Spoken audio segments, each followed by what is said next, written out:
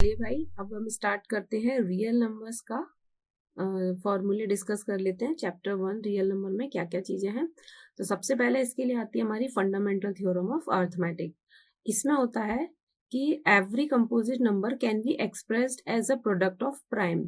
तो देखिए, कोई भी नंबर है हमारा, उसके हम प्राइम फैक्टर्स निकालते हैं।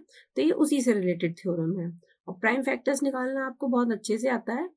अब इसमें एक चीज और आती है कि अगर हमारे जो फैक्टर्स हैं, जो नंबर ऑफ फैक्टर्स हैं, अगर वो हमारे मोर देन टू हैं, मोर देन टू हैं, मोर देन टू फैक्टर्स हैं, तो वो हमारा होता है कंपोजिट नंबर।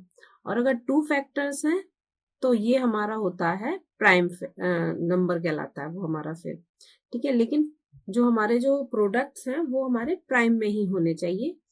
तो ये फैक्टर्स आपको निकालने अच्छे से आते हैं और इस कंपोजिट नंबर से रिलेटेड 1-2 मार्क्स का क्वेश्चन ऑलमोस्ट आ ही जाता है इसमें से। तो अगर किसी भी नंबर्स को हमें कंपोजिट प्रूफ करना है तो इससे रिलेटेड एक क्वेश्चन आप जरूर तैयार करके चलिएगा। फिर नेक्स्ट आता है, इसी से रिलेटेड है कि अगर हम किन्हीं भी दो नंबर्स के एचसीएफ और एलसीएम लेते हैं, ठीक है, अब वो हमारे पॉजिटिव इंटीजर्स हैं, तो यहाँ पर हमने नंबर्स ए एंड बी लिए हैं, तो एचसीएफ और एलसीएम का प्रोडक्ट उन नंबर्स के प्रोडक्ट के इक्वल होगा। इस पर बेस्ड क्वेश्चन भी आ जाता है। फिर नेक्स्ट हमारी थ्योरम है, let P be a prime number. ये रेशनल रिलेशन से रिलेटेड है, where A is a positive integer है यहाँ पर। If P divides A square then P divide A. तो इस थ्योरम के इस वाले पार्ट को यूज करते हुए हमें ये जो सेकंड पॉइंट है, ये नंबर्स में इरेशनल प्रूफ करने होते हैं। तो इसमें भाई आपको देखिए 3 मार्क्स का एक क्वेश्चन कंपलसरी आता ही आता है और इसमें सिर्फ टू टाइप्स के क्वेश्चन इसमें आपको मिलेंगे। एक में तो ये होगा कि √2 या √3 या √5 भी हो सकता है, इसी को आपको इरेशनल प्रूफ करना है। एक टाइप आपका ये है और दूसरा टाइप ये है कि उसमें आपको गिवन होगा कि √2 या कि √2 हमारा क्या है, इरेशनल है। तब आपको 5 प्लस √2 इस टाइप से इसको हमें इरेशनल प्रूफ करना है इसको। ठीक है, और ये 3 मार्क्स का क्वेश्चन कंपलसरी आता है, उसमें ये थ्योरम यूज होती है, तो इसको आप अच्छे से तैयार कर सकते हैं। तो next chapter polynomial, chapter 2 polynomials. Polynomials में सबसे पहले आता है degree of polynomial. Degree of polynomial हम कैसे पता करते हैं, highest power of x in polynomial P x. तो देखिए पी एक्स एक हम पॉलिनोमियल ले रहे हैं जिसमें वेरिएबल एक्स है। हम जनरल पॉलिनोमियल लेते हैं A X square plus B X plus C. Suppose ये हमारा पॉलिनोमियल है। अब देखिए यहाँ पर इस वाले टर्म में x की पावर 0 है, इस टर्म में x की पावर 1 है और इस वाले टर्म में x की पावर 2 है। तो इस केस में हमारी जो पॉलिनोमियल की डिग्री है वो हमारी 2 हो जाती है, यानी x की मैक्सिमम पावर हमारी ये डिग्री हो जाती है। तो इसी से रिलेटेड क्वेश्चन बनता है कि हम फिर पॉलिनोमियल्स की हमें आइडेंटिफिकेशन कैसे करनी है कि वो लीनियर है, क्वाड्रेटिक है, क्यूबिक है। तो देखिए P X is equal to A X plus B है, इसमें a नॉट इक्वल 0 हर एक में कंडीशन रहेगी। अब यहाँ x की हाईएस्ट पावर 1 है, तो ये हमारा लीनियर पॉलिनोमियल है। अब ये है A X square plus B X plus C, इसमें पॉलिनोमियल की पावर 2 है हाईएस्ट, तो ये हमारा क्वाड्रेटिक पॉलिनोमियल है। फिर नेक्स्ट आता है A X square plus B X square plus C X plus D, इसमें हमारी जो डिग्री है वो 2 है, तो ये हमारा यहाँ पर हमारा ये क्यूबिक पॉलिनोमियल हो जाता है। अब देखिए इससे रिलेटेड क्वेश्चन 2 मार्क्स में इजीली आपको मिल जाएगा, है ना। ये 1 मार्क्स का क्वेश्चन ऑब्जेक्टिव वाले में भी आ जाता है। अब इसमें आपको क्या करना है, सिर्फ आपको वेरिएबल की हाईएस्ट पावर देखनी है, उससे हम डिग्री ऑफ पॉलिनोमियल निकाल लेते हैं। तो अब देखिए इसमें जो ए बी सी हैं ये हमारे कोफिशिएंट कहलाते हैं और जो एक्स है ये हमारा वेरिएबल होता है। ठीक है, वेरिएबल, ये एक्स हमारा वेरिएबल कहलाता है। फिर नेक्स्ट इसमें आता है कि जो हमारा ये जो पॉलिनोमियल बनता है इसका देखिए graphical representation of quadratic polynomial इस टाइप से बनेगा। तो सपोज ये हमारा अगर एक्स एक्सिस और वाई एक्सिस पर जहां भी ये एक्स एक्सिस को टच करता है ये हमारे डायरेक्ट सॉल्यूशन हो जाते हैं। सपोज ये यहाँ पर ये, तो इसको ये जहां भी टच करेगा, यानी कि ये जो है, ये जो पॉइंट्स हैं ये इसके इतने हमारे सॉल्यूशन होते हैं। इससे रिलेटेड भी 1 मार्क्स में क्वेश्चन आ जाता है कभी कभी डायरेक्ट। फिर नेक्स्ट हमारा आता है कि relation between zeros and coefficient of a quadratic polynomial. तो देखिए ये जो हमारे पॉइंट्स थे, ये जो हमारे एक्स एक्सिस को टच करता है, ये हमारे जीरोस ही होते हैं। और जो हम सॉल्यूशन निकालते हैं, सपोज एक्स इक्वल हमारा 3 आ रहा है या एक्स इक्वल -2 आ रहा है, ये सब हमारे जीरोस कहलाते हैं। ठीक है, यही हमारे सॉल्यूशन भी कहलाते हैं। तो क्वाड्रेटिक पॉलिनोमियल है, हाईएस्ट डिग्री 2 है, तो इसके यही रूट्स भी हैं। तो ये हमारे अल्फा और बीटा हमारे 2 रूट्स हैं। तो अगर हमारे ये 2 रूट्स हैं तो इनके बीच रिलेशन होता है कि इनका सम -b/a के इक्वल होगा। b आपका x का कोफिशिएंट है और a आपका x स्क्वायर का कोफिशिएंट है। इसी टाइप से अगर हम इन अल्फा बीटा का प्रोडक्ट लेंगे तो वो c/a होता है, यानी constant term divided by coefficient of x square. इससे रिलेटेड क्वेश्चन आपको लॉन्ग में कंपलसरी मिलता है। तो यहाँ पर आपका ये पॉलिनोमियल से रिलेटेड चैप्टर्स थे। अब नेक्स्ट चैप्टर नंबर, तो ये रहा आपका chapter 3, pair of linear equation in 2 variables. तो इसमें सबसे पहला देखते हैं इसकी जनरल फॉर्म। ये है हमारी general form of pair of linear equation in 2 variables.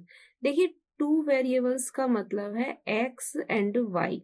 Means देखिए आपका ये रहा एक्स वेरिएबल और वाई। यहाँ पर आप 2 इक्वेशंस को सॉल्व करेंगे और वो भी 2 वेरिएबल्स वाली होंगी दोनों, और पेयर में मिलेंगी। यानी कि एक इक्वेशन हो गई आपकी a1x plus b1y plus c1 equal 0, और दूसरी इक्वेशन ये हो गई a2x plus b2y plus c2 is equal to 0।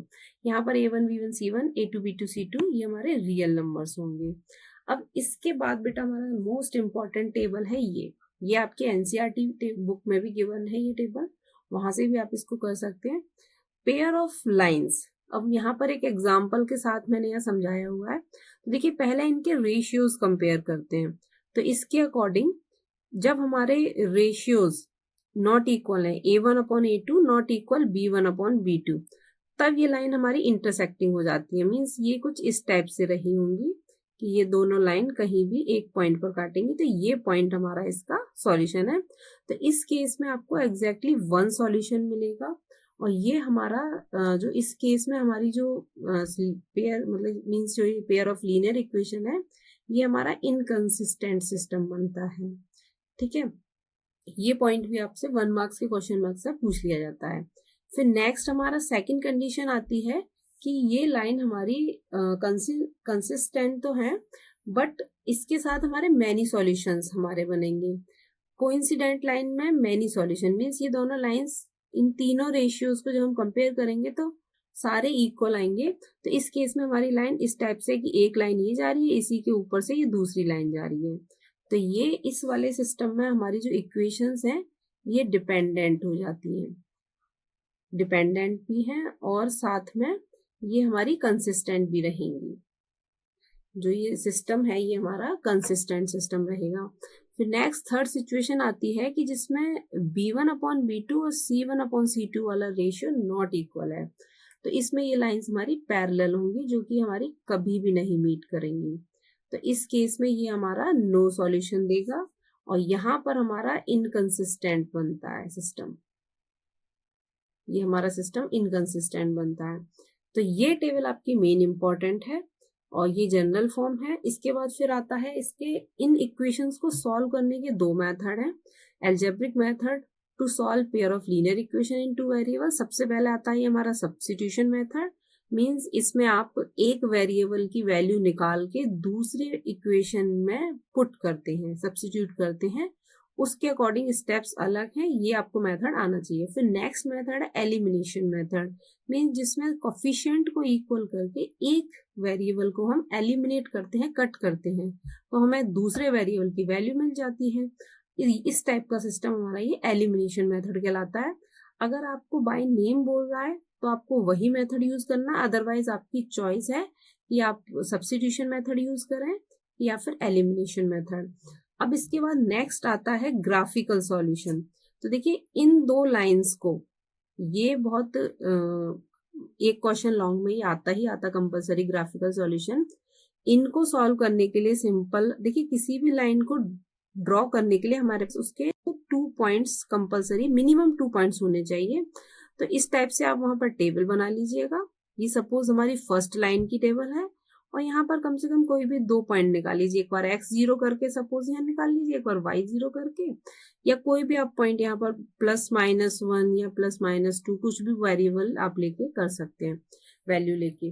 तो इसमें हम आपको जो भी वैल्यूज मिलेंगी इसके अकॉर्डिंग लाइंस को ड्रॉ कर लीजिएगा ग्राफ पर। बहुत इजी है, जो क्वाड्रेंट बनाकर हम जो सॉल्व करते हैं कि ये हमारी x एक्सिस है, ये x डैश है, ये y डैश, ये ओरिजिन है, यहाँ पर नेगेटिव वैल्यू, यहाँ पॉजिटिव, इस टाइप से ये क्वेश्चन लॉन्ग आपका कंपलसरी जरूर आता है। तो चलिए नेक्स्ट चैप्टर क्वाड्रेटिक इक्वेशन। देखिए क्वाड्रेटिक इक्वेशन हम last chapter pair of linear equation जो थर्ड चैप्टर है वो हम पढ़ चुके हैं, तो उसके बाद क्वाड्रेटिक हमें ज्यादा टफ नहीं लगता है, क्योंकि ये ax² - bx + c = 0 ये इसकी जनरल फॉर्म है और इसको ही हमें यहाँ पर सॉल्व करना है। यहाँ पर ए बी सी क्या है आपके रियल नंबर्स, यहाँ हम पढ़ रहे हैं ये स्टैंडर्ड फॉर्म। a ≠ 0 होगा क्योंकि इसकी इक्वेशन की जो डिग्री है वो हमारी 2 ही होनी चाहिए। अगर a वाला पार्ट 0 हो जाएगा तो फिर ये लीनियर हो जाएगा। ये यहाँ पर हम जो क्वाड्रेटिक इक्वेशन हम पढ़ रहे हैं ये 1 वेरिएबल की है। फिर नेक्स्ट इसमें पार्ट आता है कि इसको सॉल्व करने के 2 मेथड है। एक फर्स्ट मेथड फैक्टराइजेशन मेथड, ये हम अपने जूनियर क्लासेस से पढ़ते आ रहे हैं, 6th 7th 8th से स्टार्ट हो जाता है ये 8th क्लास से। और नेक्स्ट जो उसका सेकेंड मेथड है वो है quadratic formula, x = -b + -√b² - 4ac/2a। यहाँ पर abc क्या है, ये abc x² के x के और कांस्टेंट टर्म ये कोफिशिएंट हमारे कहलाते हैं, रियल नंबर्स हैं, तो इनके थ्रू हमें ये इक्वेशन सॉल्व करनी है। तो यहाँ पर हमारे देखिए डिग्री 2 है, तो x की जो है यहाँ पर हमारी 2 वैल्यूज निकल कर आएंगी, यही हमारे रूट्स कहलाते हैं इक्वेशन के। अब देखिए डिस्क्रिमिनेंट को हम b² - 4ac को हम डिस्क्रिमिनेंट भी कहते हैं। तो कभी कभी आपको ये फॉर्मूला इस फॉर्म में भी मिल सकता है कि -b + -√d/2a। d means b² - 4ac को हमने d से रिप्लेस कर दिया, डिस्क्रिमिनेंट बोलते हैं। अब ये जो डिस्क्रिमिनेंट है इसके बेस पर हमारे कुछ क्वेश्चंस बनते हैं कि सपोज जो d है डिस्क्रिमिनेंट की वैल्यू >0 है। >0 का मतलब पॉजिटिव है, यानी कि जो हमारे रूट्स हैं वो रियल हैं और साथ में डिस्टिंक्ट हैं, जो कि सेम नहीं होंगे, अलग होंगे। फिर नेक्स्ट कंडीशन सेकंड बनती है कि डिस्क्रिमिनेंट = 0 है, तो इस केस में 2 रूट्स आएंगे लेकिन वो भी इक्वल होंगे, यानी उनकी वैल्यू सेम ही होगी। फिर नेक्स्ट कंडीशन आती है कि डिस्क्रिमिनेंट <0 मीन्स नेगेटिव रहेगा। ये नेगेटिव का मतलब है कि वो 0 से लेस देन है, तो यहाँ पर हमारे रूट्स इमेजनरी हो जाते हैं। इस पर एक 2 मार्क्स का क्वेश्चन या 3 मार्क्स का अक्सर आ जाता है। तो ये हमारे कंडीशंस हैं, इनको आप नेचर ऑफ रूट्स के अकॉर्डिंग वो पूछ लेता है एक क्वेश्चन। तो चलिए नेक्स्ट चैप्टर में देखते हैं। Chapter 5 arithmetic progression. देखिए इसको हम शॉर्ट में एपी भी बोलते हैं। तो एपी में क्या है कि सबसे पहले हम इसकी डेफिनेशन जानते हैं। An AP is a sequence of numbers in which each term is obtained by adding a fixed number to the preceding term except a first term। देखिए यहाँ पर जो हमारा फर्स्ट टर्म है इसको हम A से रिप्रेजेंट करते हैं। अगर आप फर्स्ट टर्म को छोड़ दें तो उसमें एक फिक्स नंबर, जो ये हमारा फिक्स नंबर है ये हमारा D होता है, D से रिप्रेजेंट करते हैं, इसको ऐड करते जाइए तो ये हमारी सीरीज आ जाती है। तो ये हमारा जनरल फॉर्म इस टाइप से है इसकी, जो एपी है आपकी, इसकी जनरल फॉर्म फर्स्ट टर्म ए हो गया, सेकंड टर्म a + d, फिर इसमें एक और d ऐड करेंगे तो a + 2d, फिर a + 3d, इस टाइप से a + n - 1 × d। तो इसके लिए देखो इसी के बेस पर हमारा एक फॉर्मूला बनता है an, यानी nth टर्म की वैल्यू कैसे फाइंड करते हैं। an = a + n - 1 × d means a यहाँ पर आपका फर्स्ट टर्म हो गया, n नंबर ऑफ टर्म्स हो गए और d यहाँ पर आपका कॉमन डिफरेंस हो गया, कॉमन डिफरेंस। तो अब देखिए ये यहाँ पर लिखा भी है, nth टर्म की वैल्यू फाइंड करने के लिए ये फॉर्मूला है। नेक्स्ट फिर आपका आता है, अगर आपको लास्ट टर्म गिवन है और कॉमन डिफरेंस गिवन है तब हम nth टर्म के लिए फॉर्मूला हो जाएगा an = l - n - 1 × d। देखिए यहाँ प्लस और माइनस का ध्यान रखिएगा, लास्ट टर्म में माइनस आएगा और हम पीछे से अगर हम निकाल रहे हैं तो माइनस है, और आगे से अगर हमें कोई टर्म चाहिए तो उसके लिए हमारा प्लस होता है। फिर इसमें नेक्स्ट आपका आता है arithmetic mean. Arithmetic mean means अगर आपका ए बी सी 3 नंबर कोई एपी में है, ये ए बी सी है एपी में है, इनके एपी में होने का मतलब है ए बी के बीच जो डिफरेंस है वही बी और सी के बीच डिफरेंस है। Then b is equal to a plus C by 2। यहाँ पर b क्या हो गया आपका अर्थमेटिक मीन कहलाएगा। तो ये इसकी कंडीशन है। ये आपको कभी कभी क्वेश्चंस में इससे रिलेटेड क्वेश्चन भी आते हैं, तो ये आपको समझ के चलना है। व्हेन अब इसके बाद हमारा आता है after that sum of n terms. हमें यहाँ पर नेक्स्ट क्वेश्चन मिलेगा, ये लॉन्ग क्वेश्चन में भी आ जाता है। तो इसके लिए हमारे पास 3 फॉर्मूले हैं, बेसिकली 2 ही हैं, बट मेन फॉर्मूला हमारा ये है S N. Sum of n terms को एस एन से रिप्रेजेंट हम करते हैं। तो S N is equal to n by 2 plus n minus 1 into D. यहाँ पर a अगेन हमारा first term, d common difference and total number of terms. तो इसमें सिंपल फॉर्मूला बेस्ड क्वेश्चन है, इसको आप सॉल्व कर लीजिएगा, जो आंसर आएगा वो हमारा सम ऑफ n टर्म्स है। फिर नेक्स्ट इसका टाइप बनता है जब हमें फर्स्ट टर्म के साथ साथ लास्ट टर्म गिवन है, तब हम सम ऑफ n टर्म्स कैसे निकालेंगे, n by 2 a plus l, यानी कि फर्स्ट टर्म की वैल्यू और लास्ट टर्म की वैल्यू को ऐड कीजिए और n बाई 2 से मल्टीप्लाई कीजिए। तो यहाँ पर हमारा सम ऑफ n टर्म्स इस वाले फॉर्मूले से निकलेगा। फिर इसमें बेटा कभी कभी एक क्वेश्चन आता है कि sum of n natural numbers 1 plus 2 plus 3 plus up to जितना भी कह रहा है कि हमें 20 तक निकालना है, 30 तक निकालना है, 25 तक, तो उसके लिए ये फॉर्मूला डायरेक्ट है n प्लस 1 बाय 2 और n प्लस 1 बाय 2, यही सेम फॉर्मूला।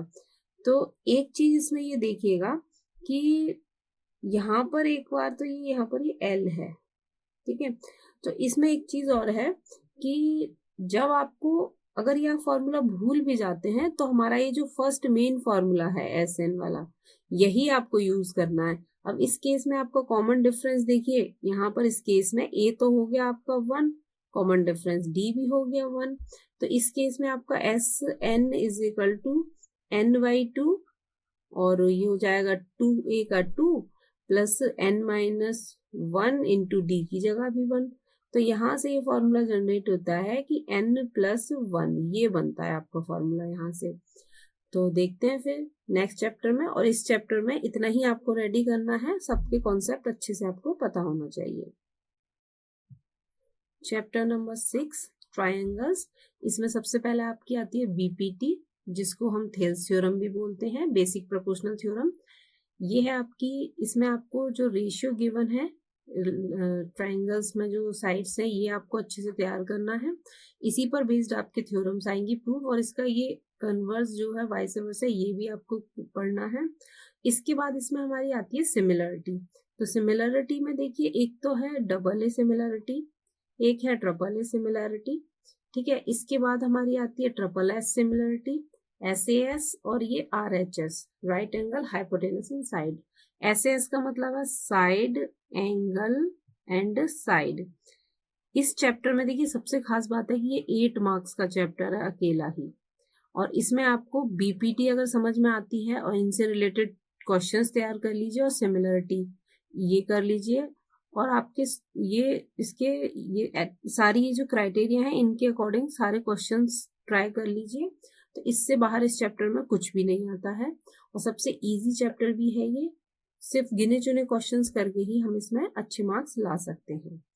ओके, तो next chapter coordinate geometry. Chapter number 7 coordinate geometry. ये अकेला चैप्टर आपका 6 मार्क्स का वेटेज रखता है।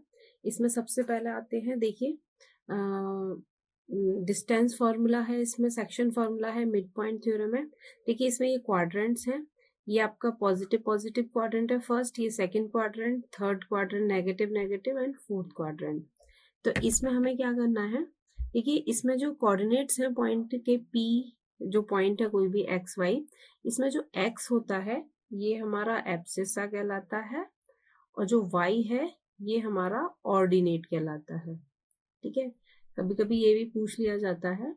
तो इस पर बेस्ड हमारे क्वेश्चन आते हैं। तो देखिए अगर हमारी कोई सपोज ये लाइन है, इसके पॉइंट ए एंड बी हैं, पॉइंट ए के कोऑर्डिनेट x1 y1 है, पॉइंट बी के कोऑर्डिनेट x2 एंड y2 है।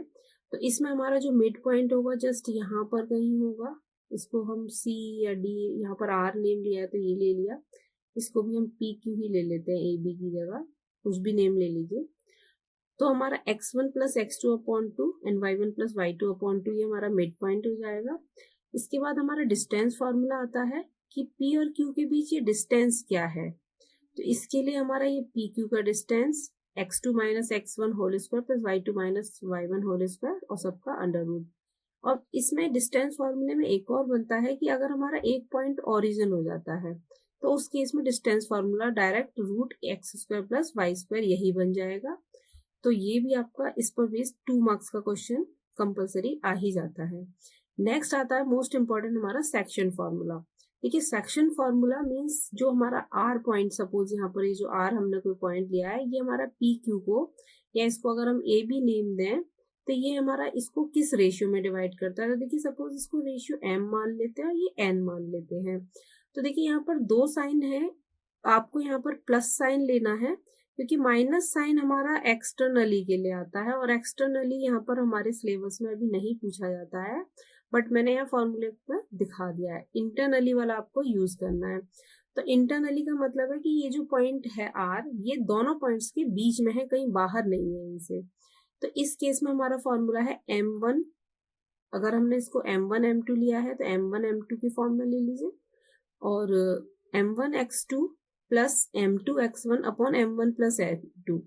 इसको देखिए याद करने का भी बेस्ट तरीका है, एक में 1 लेना है, एक में 2, एक में 2, एक में 1, और दोनों को ऐड नीचे ऐड करना है, और इसी का यहाँ पर ये इसी टाइप से हमारा y वाला पार्ट लिया जाएगा। तो इसको सॉल्व करके आपका कोई x एंड y इस टाइप से कोई कोऑर्डिनेट आ जाएगा जो कि हमारा आंसर होगा। तो ये हो गया आपका सेक्शन फॉर्मूला। ये हमारा लॉन्ग क्वेश्चन में आता है, 3 मार्क्स तक में भी आ जाता है ये। तो नेक्स्ट चैप्टर देखते हैं। Next chapter circle.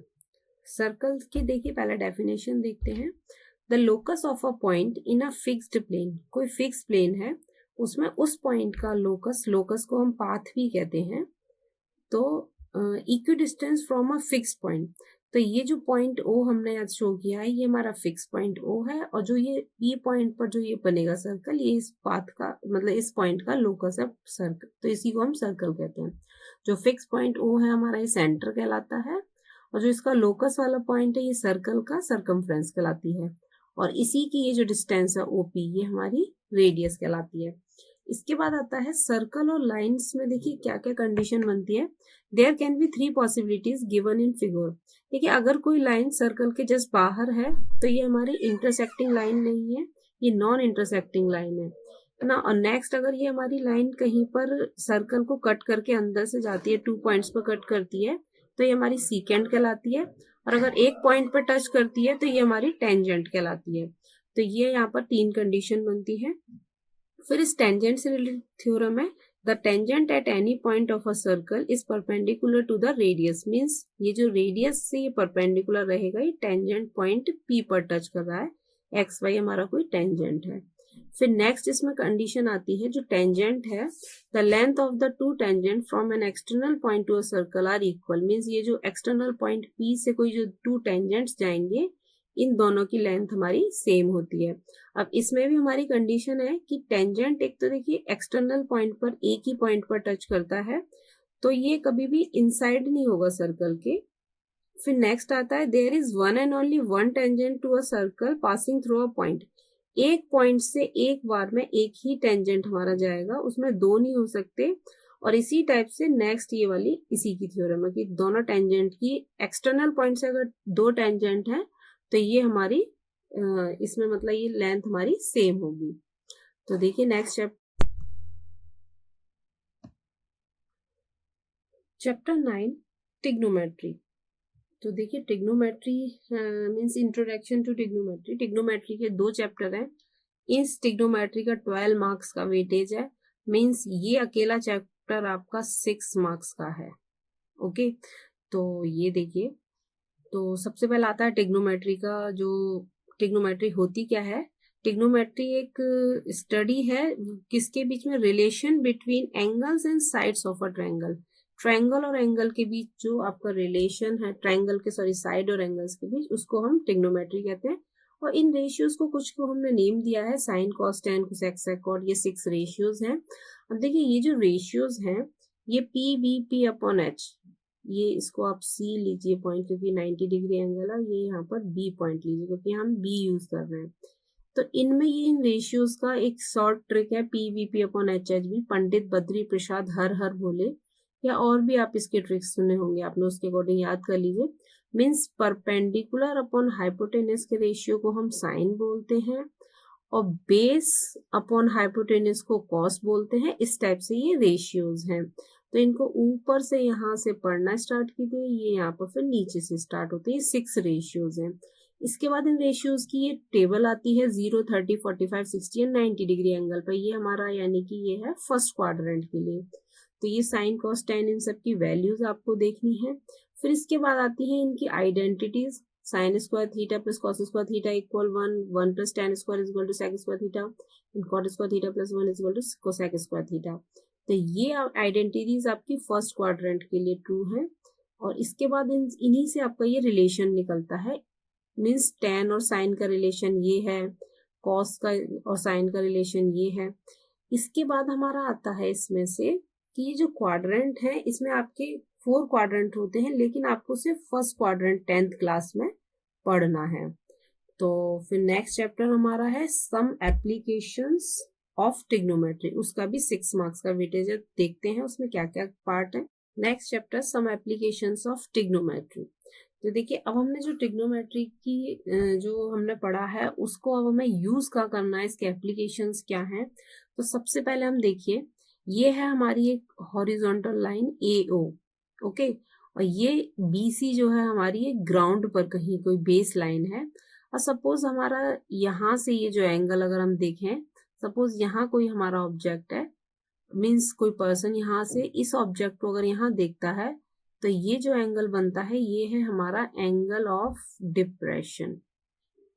फिर नेक्स्ट है, अगर ऑब्जेक्ट मीन्स ऊपर से कोई इसको यहाँ देख रहा है इस टाइप से, तो यहाँ पर ये जो एंगल बनेगा कि सपोज एक ऑब्जेक्ट यहाँ है, एक ऑब्जेक्ट यहाँ है, इस पॉइंट पर ये जो एंगल यहाँ बनेगा, ये एंगल होता है हमारा एंगल ऑफ एलिवेशन।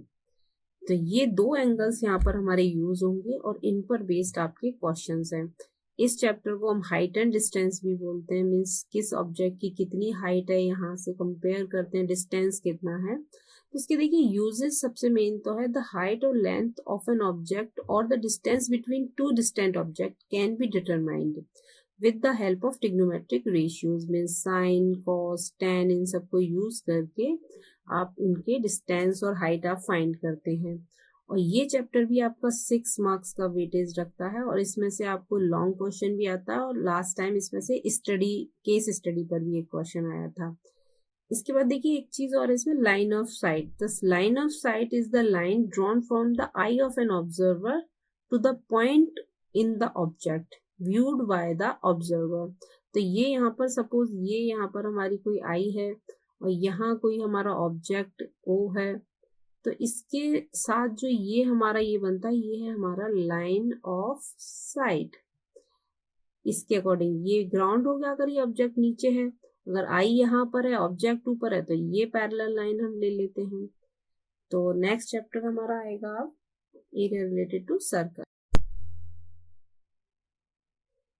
ये है आपका chapter areas related to circle. देखिए ये इंपॉर्टेंट चैप्टर है, इसमें से गिने चुने कुछ ही फॉर्मूले हैं, इस पर बेस्ड आपके क्वेश्चन हैं और ये बहुत इजी भी होते हैं सॉल्व करना। तो सबसे पहला आता है सर्कल। सर्कल के बारे में हम जानते हैं कि एरिया इसका पाई आर स्क्वायर होता है और 2 पाई आर इसकी सर्कमफ्रेंस होती है। इसके बाद बेटा आता है सर्कल में सबसे पहला आएगा हमारा सेक्टर। सेक्टर हम कैसे फाइंड करने हैं, अगर हमें सपोज सर्कमफ्रेंस पर ये A to B ये जो आर्क है सपोज इसकी लेंथ है L और ये हमारा सेंटर पर ये यहाँ पर कोई एंगल बना रहा है थीटा। AO और जो OB है ये हमारी 2 रेडियस हैं ये, तो इससे जो बनेगा ये हमारा सेक्टर होता है। मींस ये जो आपका छोटा वाला दिख रहा है आपको, ये माइनर सेक्टर हो गया, ये पार्ट आपका मेजर सेक्टर हो गया।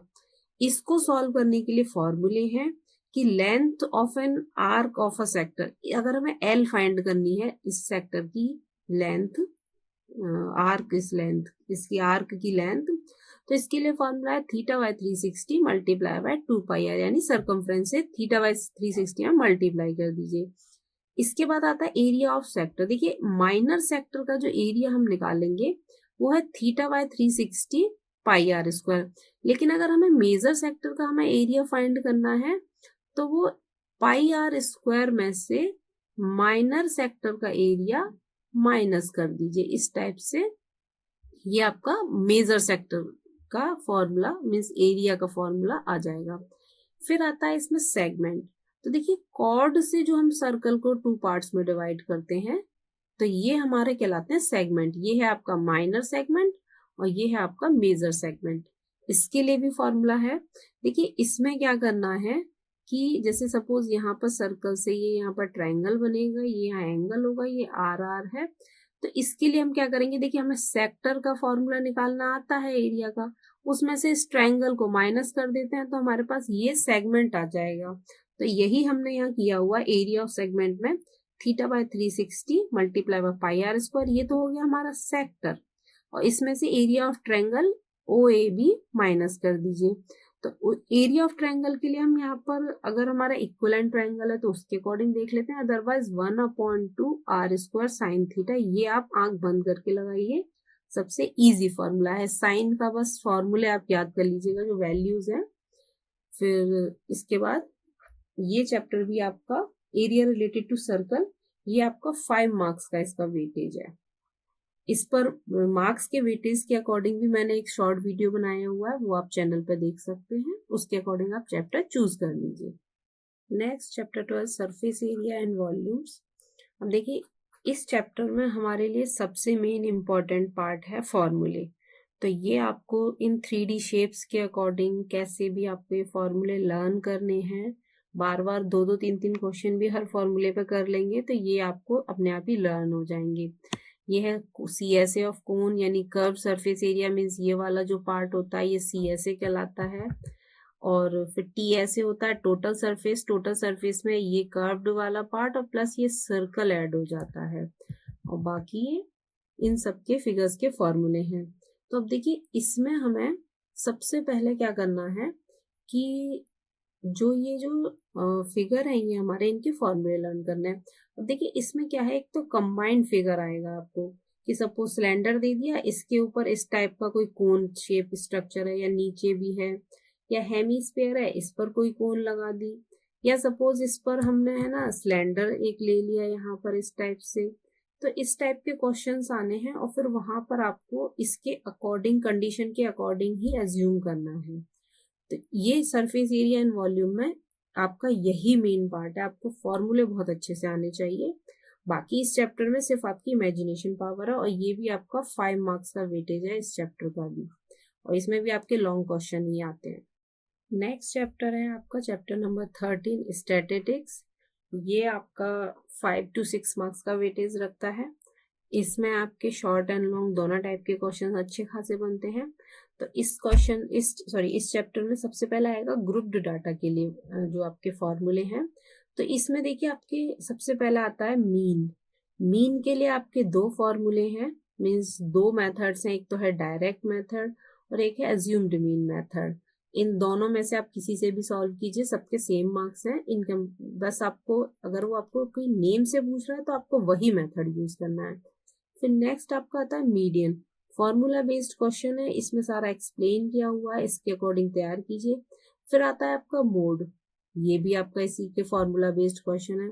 अब देखिए एक चीज और है यहाँ पर कि इसमें किस क्वेश्चन में आपको जितना हो सके आपको सारा चीजें लिख कर आनी है, कोई भी चीज छोड़नी नहीं है, ठीक है। मॉडल क्लास का ही 1 मार्क्स, एक 1 या हाफ मार्क्स इसका अलग से होता है, ये आपको पेपर में अलग से हाईलाइट भी करनी है और आंसर में लिखनी भी है ये मॉडल क्लास आपको।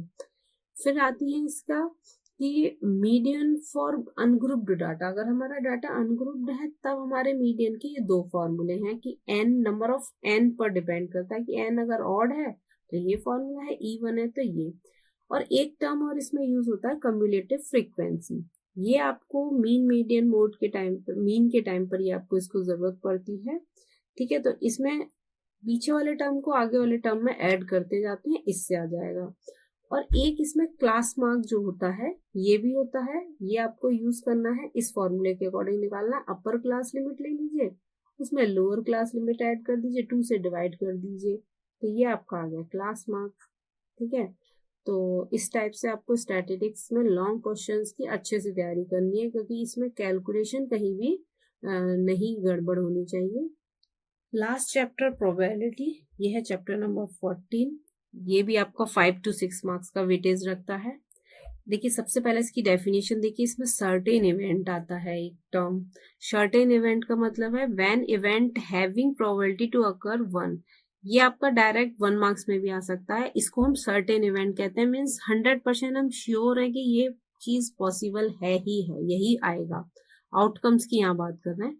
फिर आता है elementary event, event having only one outcome of the experiment. Means इसमें आपको इस टाइप की वैल्यूज देखने को मिलेंगी कि 5 में से भाई हमें 1 मिल गई, या 7 में से 1, या फिर 6 में से 1, यानी न्यूमरेटर इसका 1 होगा। फिर आता है कॉम्प्लीमेंट्री इवेंट, मीन्स जो इवेंट है उसको 1 में से माइनस कर दीजिए, इसको नेगेटिव में भी नहीं आता ये, मीन्स ये आपका कॉम्प्लीमेंट्री इवेंट कहलाता है। फिर आती है, देखिए इनमें वैल्यूज देखिए, जो प्रोबेबिलिटी है अलग अलग एलिमेंट्री इवेंट की, तो उन सब का सम हमारा 1 होगा। 1 से ऊपर हमारी प्रोबेबिलिटी की वैल्यू पॉसिबल नहीं है, ये 0 और 1 के बीच में ही बिलोंग करती है। ठीक है, और इम्पॉसिबल इवेंट की प्रोबेबिलिटी 0 होती है। और ये थियोरेटिकल प्रोबेबिलिटी में प्रोबेबिलिटी जब हम फाइंड करते हैं number of trials in which the event happen, फिर divided by total number of trials, ये फॉर्मूला है, ये यहाँ पर आपको लर्न करना है। और मैथ में कोई शॉर्टकट नहीं होता है, आपको इनको अच्छे से प्रैक्टिस करनी पड़ती है। Best of luck for your exam.